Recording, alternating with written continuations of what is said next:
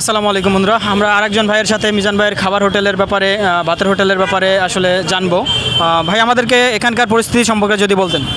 এখানে পরিস্থিতি হচ্ছে মিজান ভাই একা মানুষ, এখানে অনেক মানুষে ভিড় করতেছে, সবাই ভাইরাল হওয়ার কারণে সবাই আইতেছে এখানে খাওয়ার জন্য। এজন্য মিজান ভাইয়ের অনেক কষ্ট হইতেছে, মানে ঝামেলা হইতেছে আর কি। অনেকে ভাত নিয়ে অনেকক্ষণ ধরে দাঁড়ায় রয়েছে, আমরাও আধা ঘন্টা হয়েছে ভাত নিয়ে দাঁড়ায় রয়েছি, এখনও তরকারি হইতেছে না। তরকারি হওয়ার জন্য অপেক্ষা করতেছি, তরকারি হইলে তারপরে ভাত খেতে পারবো আর কি। তারপরে খাওয়ার পরে বুঝে যাবো আর কি কীরকম হয় আর কি টেস্ট।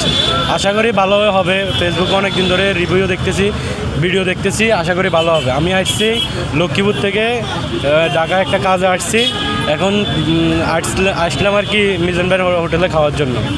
আচ্ছা, এখানে আসলে কোনো রকমের সমস্যা অনুভব করছেন কিনা আপনি? না, এখানে কোনো সমস্যা নাই। মিজান ভাই অনেক ভালো মানুষ, উনি সবার সাথে ভালোভাবে ব্যবহার করে।